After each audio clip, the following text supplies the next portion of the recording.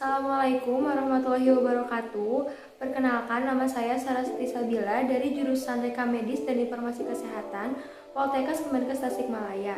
Pada pagi hari ini saya diberi kesempatan untuk menyampaikan hasil kegiatan praktik klinik 3 dalam capaian kompetensi desain interface. Sebelumnya saya ucapkan terima kasih kepada Ibu Bapak dosen yang telah memberikan kesempatan kepada saya untuk memaparkan hasil kegiatan dari praktik klinik 3. Baik, untuk mempersingkat waktu, saya akan mulai ke pemaparan hasil kegiatan untuk capaian desain interface. Desain interface atau desain antarmuka yang lebih kita sering dengar merupakan suatu desain baik itu komputer, website, atau aplikasi perangkat lunak yang berfokus pada pengalaman pengguna. Di sini saya akan menganalisis desain interface dari SIMRS GOS. SIMRS GOS merupakan contoh website yang dapat digunakan oleh rumah sakit untuk melakukan pelayanan di fasilitas pelayanan kesehatan.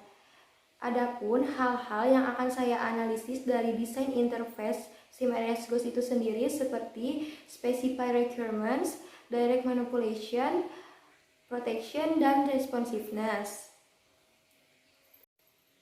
Baik, langsung saja pada analisis yang pertama yaitu specify requirements. Specify requirements yaitu mengidentifikasi kebutuhan bisnis atau tujuan yang harus dicapai oleh pengguna.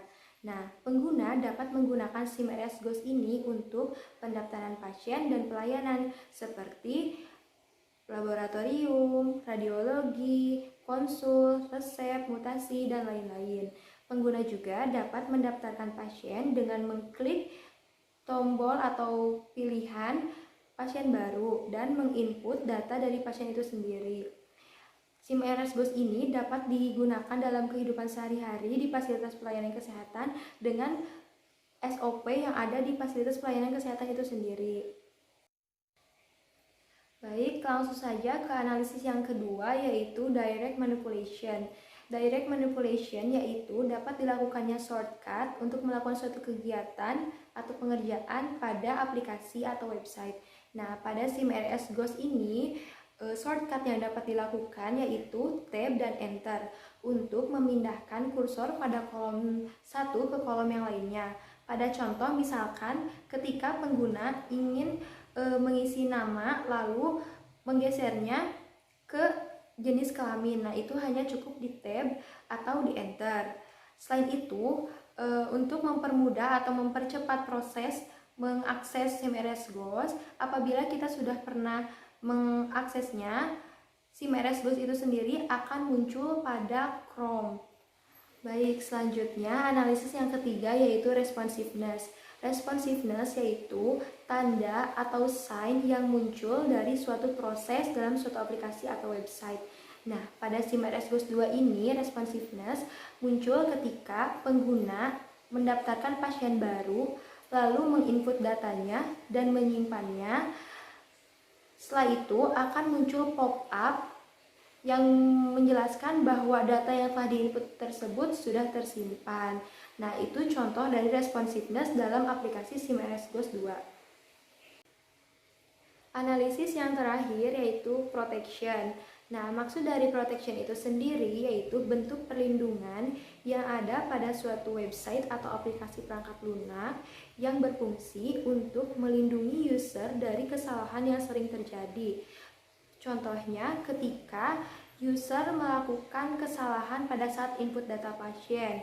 Nah, walaupun data tersebut sudah tersimpan, user tetap bisa memperbaikinya dengan cara mengklik atau memilih item edit pada aplikasi SIMRS GOS itu sendiri, yang merupakan bentuk perlindungan dari aplikasi SIMRS GOS itu sendiri. Analisis yang sudah saya sampaikan sebelumnya merupakan prinsip-prinsip dari desain interface seperti specify requirements, direct manipulation, protection, dan responsiveness. Selain itu, adapun tujuan dari desain interface itu sendiri yang pertama yaitu menyesuaikan interface atau antarmuka pengguna dengan tugas. Kedua, memperbaiki produktivitas dari pengetahuan pengguna. Ketiga, meningkatkan efisiensi dari interface itu sendiri. Dan yang keempat, yaitu menimbulkan pertanyaan-pertanyaan yang dapat dijadikan manfaat. Selanjutnya, ada beberapa jenis mengenai user interface, seperti user interface bahasa Latin atau bahasa ilmiah. Yang kedua, user interface pertanyaan. Yang ketiga, user interface menu-menu. Dan yang terakhir yaitu user interface formulir isian. Nah, pada SIMRS GOS ini sebagai contohnya ada user interface formulir isian, seperti pada saat petugas mendaftarkan pasien baru. Lalu ada juga user interface menu-menu, seperti pada saat kita pertama kali mengakses dari SIMRS GOS itu sendiri. Pada saat ini, desain interface atau desain antarmuka berkembang sangat cepat karena seiring dengan meningkatnya jumlah dari jenis-jenis komputer seperti desktop, laptop, notebook, PDA, dan lainnya, yang mengakibatkan banyak pula jenis atau berkembangnya pula desain interface itu sendiri. Mengapa? Karena dari setiap jenis contoh dari jenis-jenis komputer ini, setiap unitnya itu berbeda desain interface-nya. Sebagai contoh, antara desain interface komputer atau desktop dengan desain interface PDA itu akan berbeda. Nah, hal tersebut mengakibatkan bahwa desain interface selalu berkembang dengan cepat.